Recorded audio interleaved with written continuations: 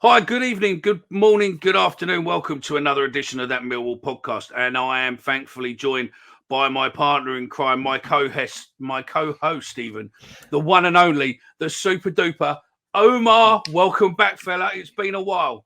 Hello, guys. Not bad. You all right? Yeah, I'm all good, mate. I'm all good. Been a little while.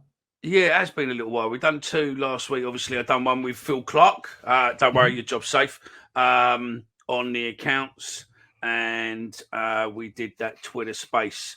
What was good? We were going to do another Twitter space last night, but to be fair, where there was no football Saturday, it just seemed as if was it going to work or not. But we've got a couple of things planned for Twitter spaces, so watch out. Possibly over the long period we got over Christmas or whatever, just to create some interaction. But we'll definitely get there. Yeah, we've got no game really to talk about today. But what we're going to do is we'll have a just talk crack onto the conversation that we're just doing now, mate. Let's just go into it. It's off the cuff a little bit. What do you want to? I said let's hit record. Let's just start talking now. I think. Well, we before we started recording, we were talking about the COVID. All this bullshit with COVID. To be fair, I'm pissed off with COVID. Every fucking news bulletin, every bit of news, everything else. Everyone seems to be an expert. Everyone seems to be talking about COVID. It fucking does my head in to a degree. COVID passports, vaccines. Look, if you want to be vaccinated, go get vaccinated. If you don't want to be vaccinated, don't go get vaccinated. If you want to wear masks, wear masks. If you don't want to wear masks, don't wear masks. I wear masks in a public area because, do you know what I mean? As a human population, most of us are fucking stinky fuckers, mate. And there are a lot of skanky people out there, and I'd rather not have to breathe in other people's fucking shit. But, I wear an half-decent mask and all of that. So, yeah, fine. But I'm vaccinated. I've got a booster tomorrow. So, I come from it from that side. But if you're not boosted or you're not vaccinated or anything else, that's your choice. It's not mine. That's your choice. And we live in a free society where, thankfully, people gave up their lives many, many years ago so that you can have that choice. I don't really give a fuck about whether or not Boris had a tea party or he didn't have a tea party or anything else. But we were talking about the EFL statement coming out today. I think it's a PR trick just to basically cover their arse so that if worst case scenario, the lockdown does come in, and there was rumour that it was the 5th of Jan, there's now seems to be more gaining traction that it's Monday the 27th of December, because I don't think they've got the balls to bring it in before Christmas. It's got their let out where they can go, look, nothing to do with us.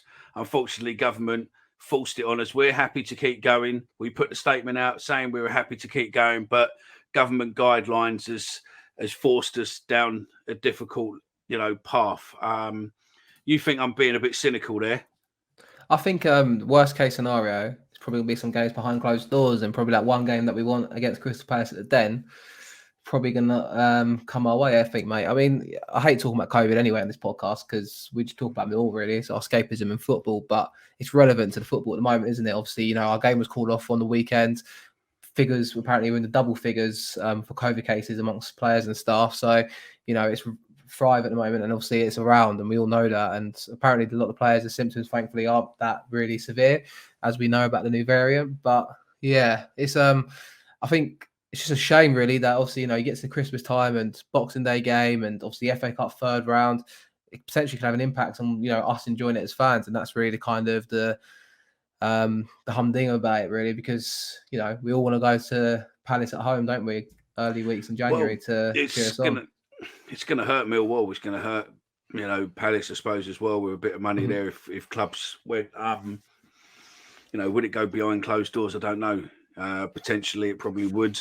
The TV revenue would still be there as such, but I don't think there's anything better than a Den full of, especially when it's a derby with South London's finest Muppets.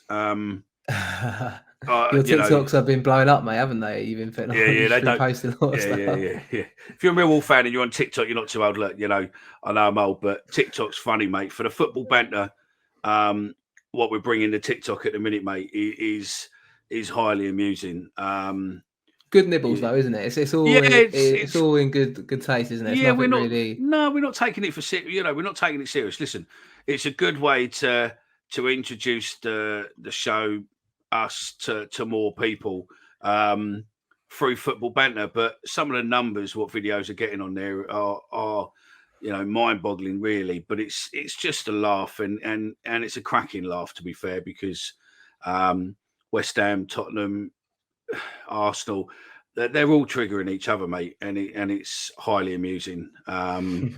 So much so that I posted a video to say, that I don't really give a fuck what you think. It's a laugh, it's a giggle, and that's all it is. Life's too serious at the minute, mate, and you've got to have some get-outs, because if you didn't, I think we'd be lining up like lemons and jumping off cliffs and stuff. Life is just far, far too serious. Like I said a minute ago, mate, football and talking Millwall is our get-out. It could be a lot worse, I suppose, but yeah, it is. It's just an escapism. That's what it is to us, and that's why we started this podcast, really. And it's, we enjoy going to our games, don't we, as well? You know what I mean? So that's what it's about, really. Saturdays are football days, and Sundays are podcast days now, which is, you can't beat it and you can't knock it. And I think, obviously, it's just a shame, really, that if we do have to go into another circuit break or lockdown of such, then obviously impacts us going to the den again. But I hope if it's something that happens like that again, then, as much as I'm against it, and you got, like we said, you're for or against, doesn't really matter. It's just got to abide to it, and hopefully it sorts things out. I think from a club point of view, obviously the club will be devastated, like we said, but I'm interested, you saying about like a kind of shutting it down. I think maybe if there was a 2-game break, maybe, because obviously a lot of clubs, what are happening at the moment is they're getting cases daily at the moment. I think, a few in the Premier League have said that. I think Liverpool, Chelsea have kind of come out about it on the weekend. And I think the same for Rout, really. He said in the interview with News at Den, like the cases were daily, and like you can't really afford to have a break, because if you're training every day, you need to, get ready for games as such. And obviously they come thick and fast this time of year, but you can't afford a couple of days off because it puts you back in your preparation, doesn't it? No, and I think a lot of the time is that there's so many people what are asymptomatic, where is that the right word? Yeah, I think so. I mean, I was speaking to my stepdad today, just checking obviously the cards and that we sent up, he'd got and all that, and checking about Christmas and all this sort of stuff. And he was saying that his boss got tested today because he's going to go visit one of his elderly relatives in a care home. Got no symptoms, doesn't feel rough, doesn't feel anything. Done a test, and it's come back positive. So now he's got to isolate for 10 days. Yet he didn't know. He's been around people. He's been around here, there, everywhere else. And you're thinking, realistically, you put those numbers out, and there's probably a high number of people what are out there doing that, not knowing, don't need to take a test because they're not showing. And it's just passing around, and it is what it is. But I think we just got to live with it now. Do you know what I mean? It's, it's one of those things that we live with, like flu, like, colds, like this, that, everything else. If you get it, you get it. I had it a couple of weeks ago. Yeah, it's bandy. It knocks you fucking sideways for a bit. I still feel knackered to a degree now, but I think that's probably because I'm a fat, lazy cunt. But you said it. I mean? Other people will think it. I'm not going to say that, but no. Look, it is what it is. You know what I mean? It is what it is. You've got to take on board. I'm not the most healthiest person in the world. I've got to, we were talking about that we're going to look at possibly going on a bit of a fitness drive for next year. And you know what? I need it. I'm 46 years old. I'm not getting any younger. And this fat's going to stay around if I don't really do anything for it. So I think everything about you just need to be healthy. You need to, look after yourself, get on board.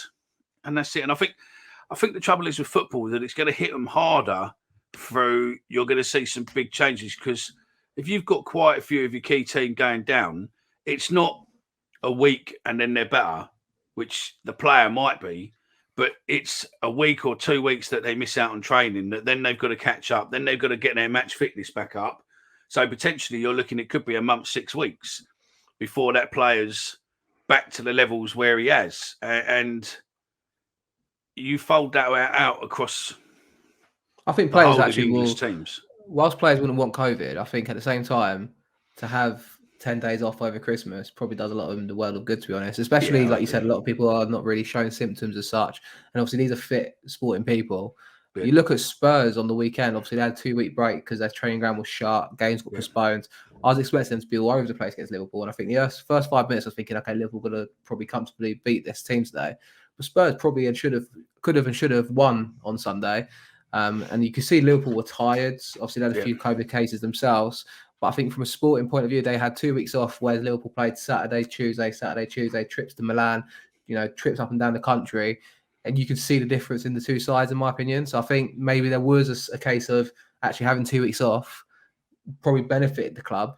And I imagine I'm kind of not against the idea of having a game break. I think a lot of them are saying have the Boxing Day fixtures, but the fixture in between the New Year and Christmas, maybe get rid of that one.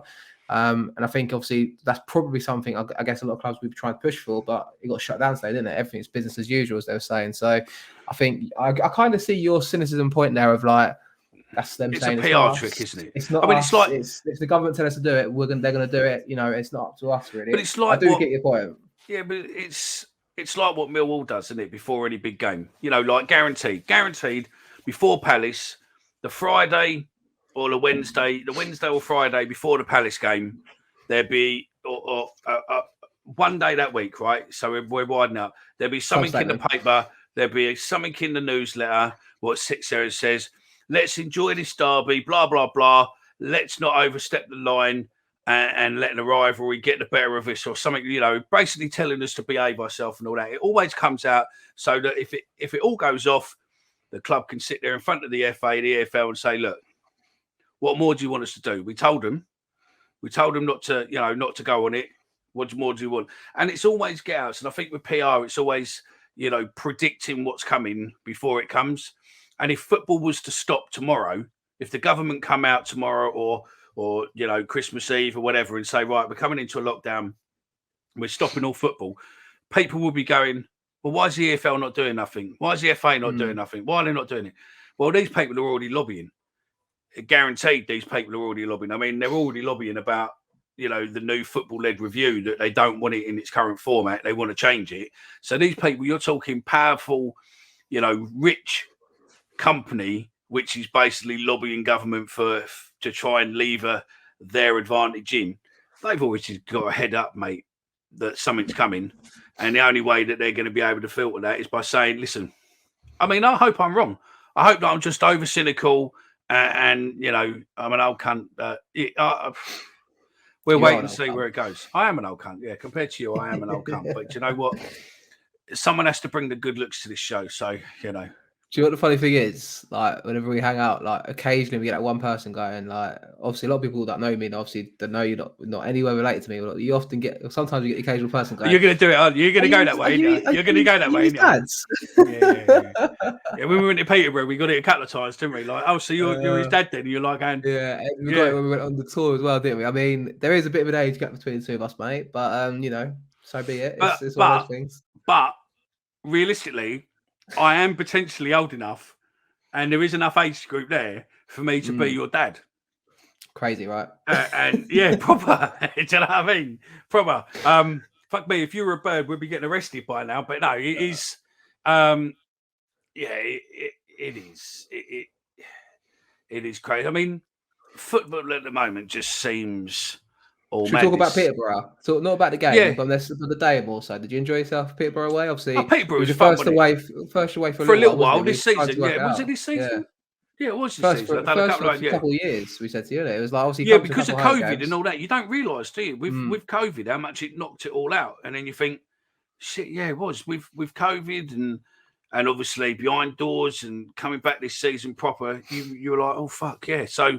Yeah, it's a good away days are always better than home days because everyone's friendlier. Everyone, you see loads of people you ain't seen for ages. Hi, Harry.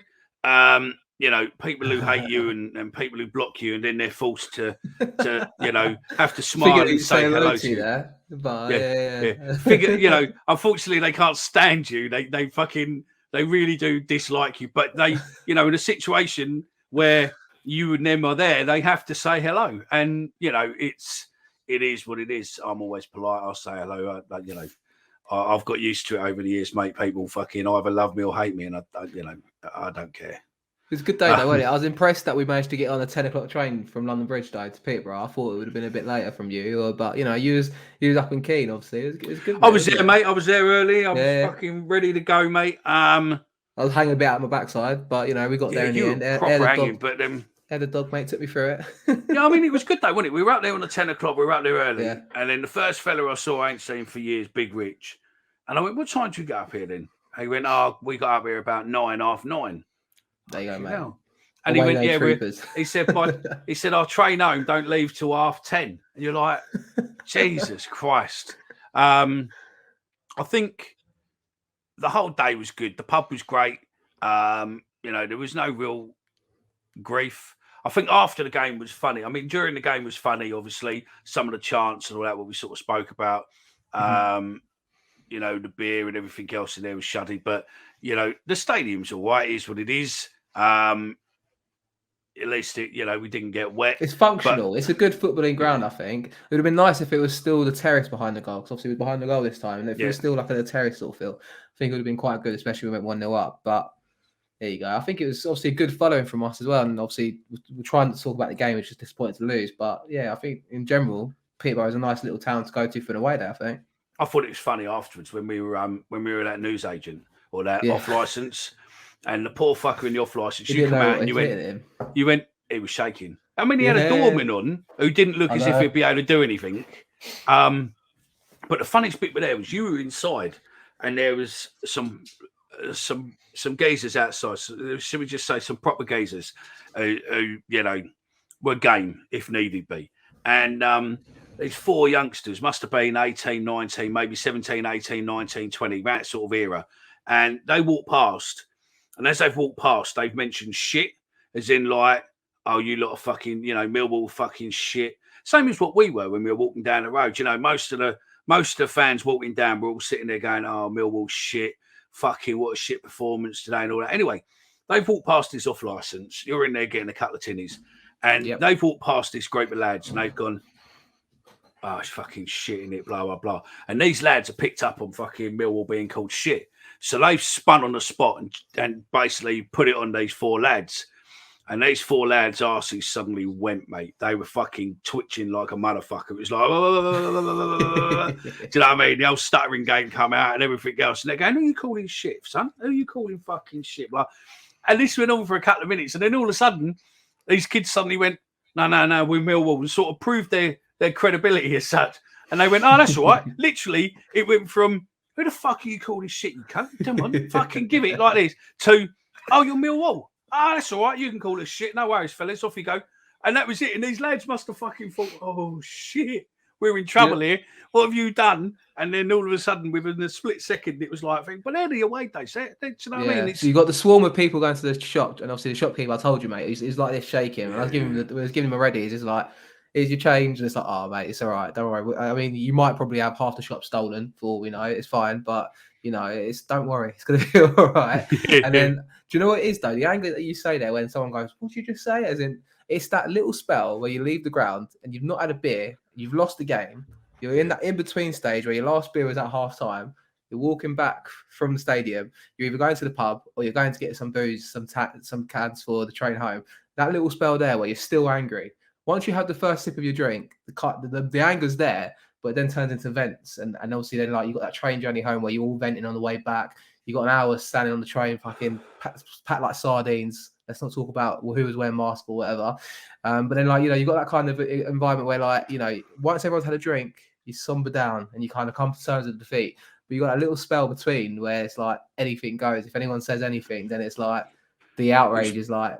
It was mad though, wasn't it? Because on the train home, everyone kept looking, people were looking at their watch game. We're going to be getting in with Leeds there. We're going to be getting in with Leeds there. We're going to be getting in. And and as we pulled into King's Cross, we were met by the Metropolitan's finest, in full riot fucking outfits, hats and everything. Of course. And then all of a sudden, we're walking up to the gates and we're thinking, shit, and there must have been 1,000, 1,500 of us got on that train. Which wasn't our train because they cancelled our train. So it was like first train, everyone on it. And we're like, right, okay. And then we pull into King's Cross and we're walking up towards the barrier and the gates are all shut.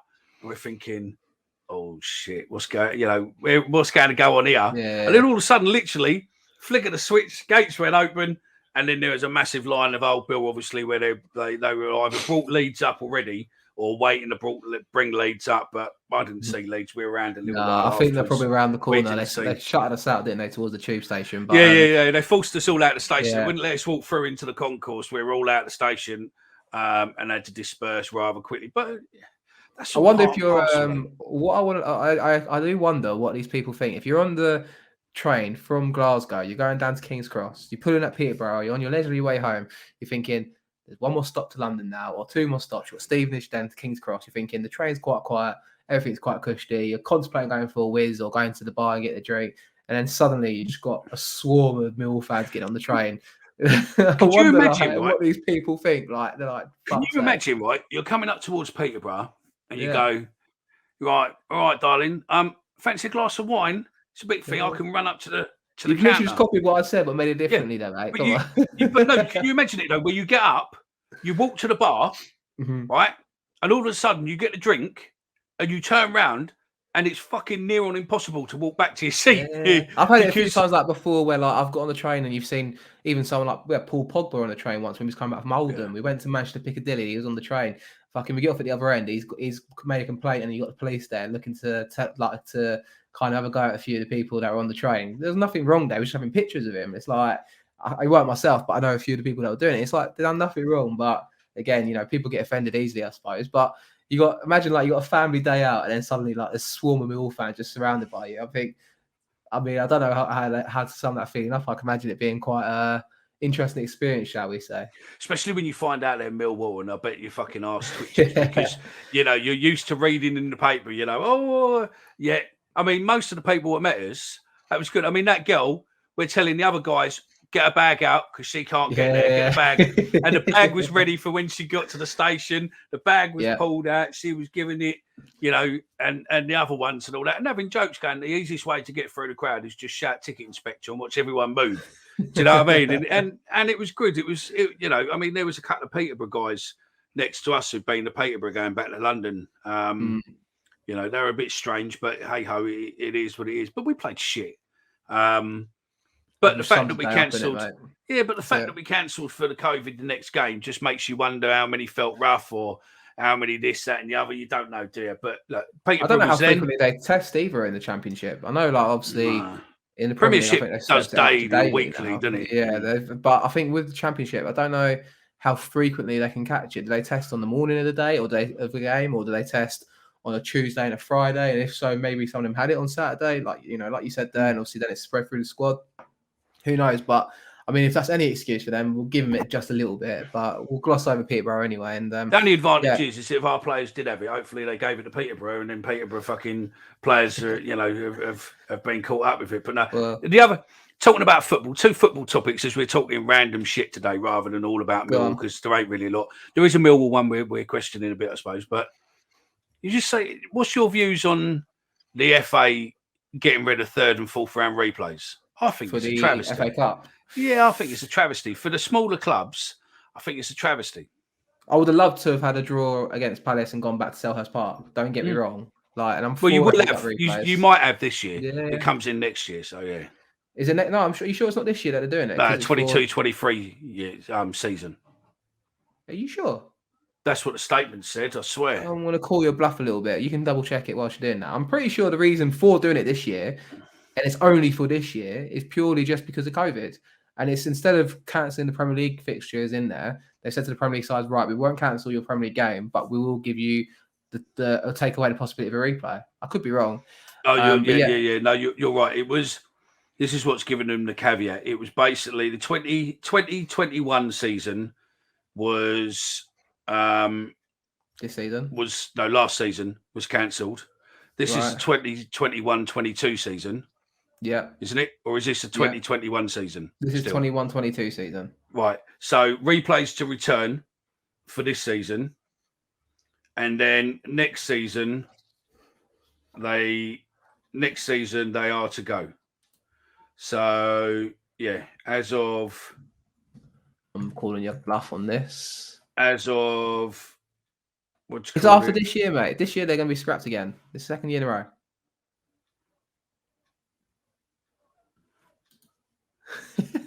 Is it? Yes, mate. this year. Oh yeah, no, it is. Yeah, I see where it is. Yeah, no, it's they released the statements 2 fucking separate times. They released one this morning on the was FA held Cup. between the Premier League and the other clubs to postpone Yeah. to look to postpone the fixture over the festive period. However, Yeah, instead, awful. FA Cup replays will be removed from the next 2 rounds.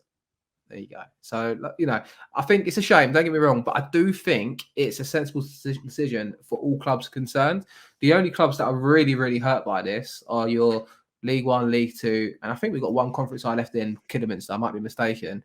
If Kidderminster get a draw, I don't know if they're at home or away even the first game, to be honest. But you know, you're missing the chance for them to make a bit more money. That is the downside where you're losing the glory of the FA Cup. But with that said, I think for most clubs, taking away the financial, I think all clubs will like the idea of not having a replay, to be honest. Unless you're like I said, a conference side that can see the monetary gain from it. You don't really, I don't think that's the only benefit you get from it from the FA Cup replays. Obviously, for fans to watch as neutrals, it's great, but I don't think we're going to lose much in a footballing sense by taking away the replays this year because it sounds sensible, to be honest, with all the COVID cases.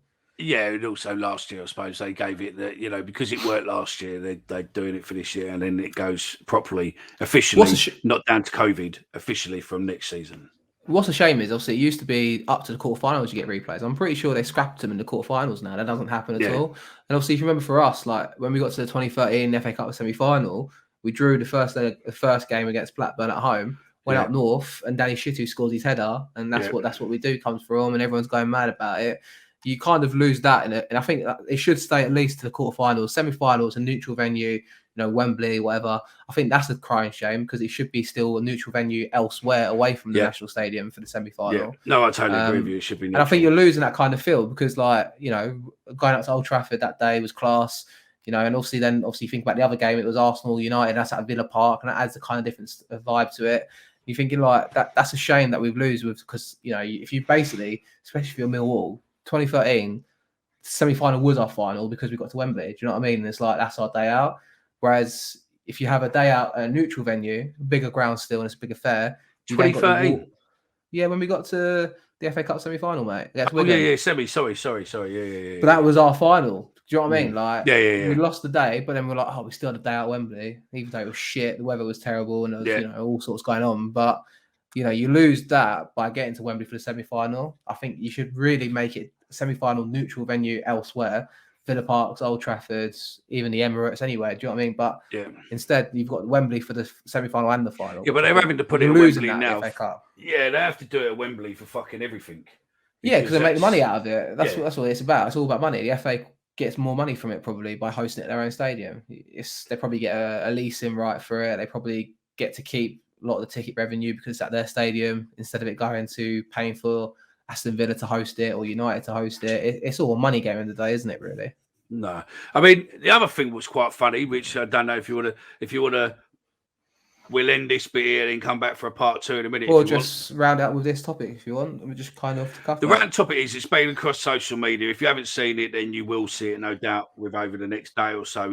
There's an Oldham fan, and he's got a letter today from. I know it's Oldham, but look, Oldham was a good club, and then it's just slowly had shit owners, and it's fucking slowly fallen down. And we got a lot of fans who live out that way, and fucking, do you know what I mean? They're there.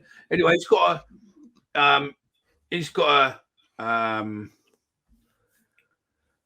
a letter today from Oldham. So the general manager at Oldham, Steve Brown, has sent a letter to this fella. So, dear Mr. Knowles, I took the role of general manager here at the club recently and have been asked by the board of directors to review actions of individuals that we feel are deliberately geared to harm and cause distress to the club, its fans and stakeholders. You have regularly displayed your desire to promote your dislike of Oldham Athletic Football Club, its management and its progression, and you are influencing others to do the same. You are taking deliberate steps to harm the club and cause distress. In the light of these circumstances, I am writing to inform you that you are officially banned from all first team and youth games at Boundary Park and at any other ground where either team are playing for a minimum period of 3 years. This is imposed with immediate effect and expires on the 17th of December 2024. I look forward to this correspondence. Oh, I have forwarded this correspondence to Greater Manchester Police and our stadium safety officer for their records and action. Should you have any queries, please do not hesitate to contact the safety officer, the club safety officer, at the thingy. The letter's it's not even on official headed paper or anything else. A couple of points, which I will be going in more on the Just other to show. confirm, he hasn't done anything apart from slam social the club. media. Social media. Talk about the club on social media. That's the only thing he's done. And yeah, that's the only thing he's done. But we're talking where they're talking as if he's an influencer, right?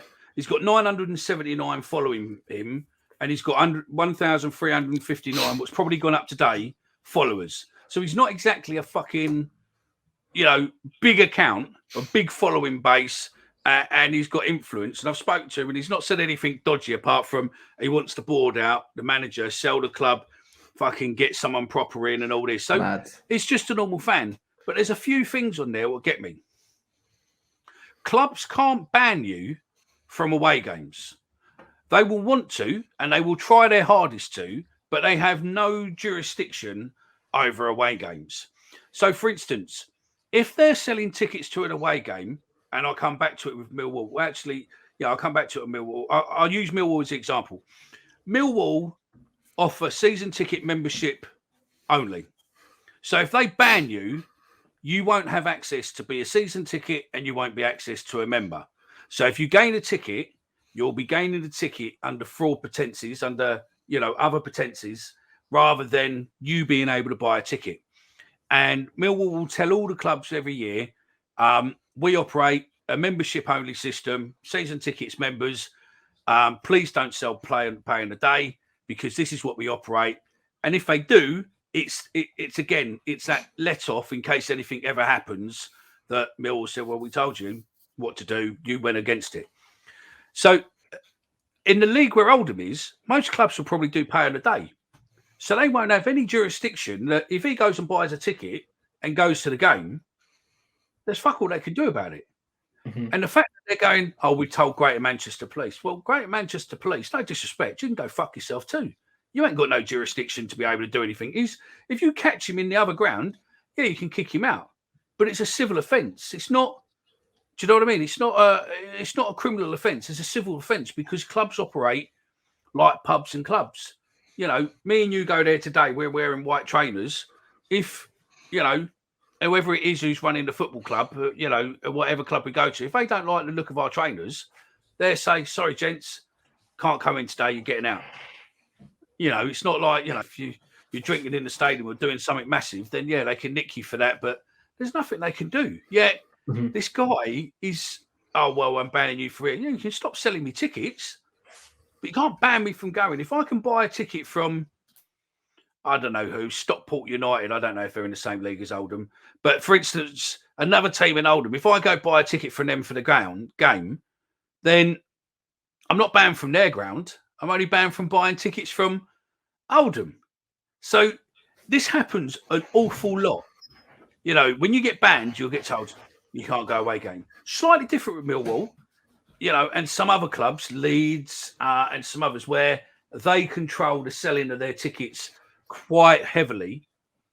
But Oldham, I can't see doing it. Oldham don't, have a membership scheme or anything else. So, I mean, but the trouble is, if this geezer had a voice before you banned him, what you've done is you've suddenly echoed his voice. You've just basically given him a fucking megaphone on the busiest town centre on the busiest Saturday ever in the world. Because what you've done is you suddenly shone a big fucking light on this geezer who was probably only speaking within Oldham community, and no one outside of that football fan base really knew who this fella is. I've had conversations with him today. The show I do with Amanda Faircop, we'll probably get him on there to explain his story, and we'll go into it in a lot more details and analyse it and all that. But it's just fucking madness. Numpties, yeah, completely. Clubs are now looking to ban you for social media. Then fuck me, we're fucked. I don't know what about, mate. We're never negative about Millwall. We're not negative. We offer constructive criticism, I think. Yeah. I think we've all got an opinion. That's the best thing about football. And I think, okay, if I don't know this chap, if he's going for the club and gunning for the owners, if he's doing it in a way that there's not any insulting and there's no personal attacks, I don't see any issue with it. Let that carry on. Like, he's allowed his free right of opinion, and I think for a club to ban him for 3 years just sounds completely bonkers. But I guess that's the sign of the times, mate, where everyone cares about what everyone says on social media now, and everyone's worried about their reputation. And yeah, like you said, in their case they've just made things 1,000,000,000 times worse. How bad PR-wise? Because, I mean, not being funny, if one of me or you got banned and it weren't for a good reason, then we would fucking be screaming and shouting about it. And we'd fight it. But we'd fight it publicly. And that's all he's going to do. He's going to find himself a lawyer who's going to represent him and fight him and go, actually, you can't. Because they actually say in the letter, we've passed your information. We're going to pass your information. And there's a follow-on letter where this Steve Brown has obviously just fired off an email without talking to anyone. Fired off an email and said, we've given all the relevant information to Greater Manchester Police, and we're going to email all the away clubs we're going to be playing, giving them your information and telling them that you're on the banned supporters list. Well, that's GDPR instantly. You're in breach of GDPR, because on their terms and conditions, they say unless it's law that they have to do it by under law, they won't pass on your details. Yet, all of a sudden, they're now sharing your details with every club in the country they're potentially going to play. And it goes, I hope Bradley gets a lawyer. I hope he gets someone who's, higher, understands GDPR and everything else, and sticks it to the club and just says, let's have it. Do you know what I mean? Definitely. I think it'll be, I think it'll be one of those, mate. And hopefully that, we've got to start, fighting back to a degree, because we get treated like fucking mumpties. But I think we've put the world to rights. You've got Willow on your lap now. Yeah, a little bit of a ramble from us today. And I think she's panting a little bit, so I probably need to get her something to drink, to be honest. So such is life. Double vodka for Willow. Gin and tonic, no ice. You know what I mean? If you're asking about Kai, some of you have. Kai's still here. He's not gone anywhere. It's just that he's now making a real man of himself and working for a living. So unfortunately, some of the times we try to do stuff, he's gaining all his overtime and busting the move. We're not going to tell you where he works. That's up to him. But he seems to be enjoying it. He seems to be, loving it. It's fulfilling all his greatest wants and pleasures, I suppose, of being able to write football stuff and that. So good luck to him. But we hope to do another show this week for the Christmas period, for over Christmas as such. And he should be back for that. So don't panic, he will be back. We haven't got rid of him. Yeah, I think we call it there, mate, to be honest. So I think we're all done.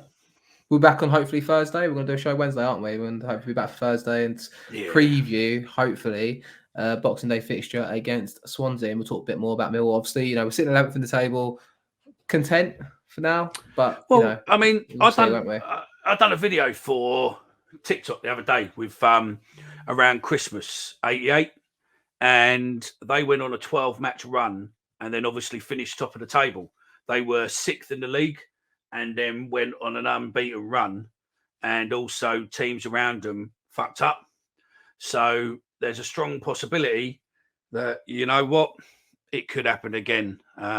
Willow has told us we need to fuck off. We need to get a life and get her a drink. So look, thanks very much for tuning in. We are across social media. It's one easy name to remember. It's at Millwall Pod. You can find us on Instagram, Facebook, Twitter, TikTok, anywhere else you want to do. If you want to get in touch with the show, it's info@thatmillwallpodcast.co.uk. We get out a couple of shows a week, and please make sure you can subscribe, because you can now like the podcast on Spotify if that's your means, and Apple Podcasts would be great. And please get subscribing to YouTube, and let's see if we can get to 1,000 subscribers. We're not far off it, but let's get to 500 even for now. Over Christmas, that'd be great. It's about another 50. So yeah, thanks very much. Thanks, Omar, for joining me. Cheers, Mickey, mate. Speak to you guys soon. Speak to you later. Adios.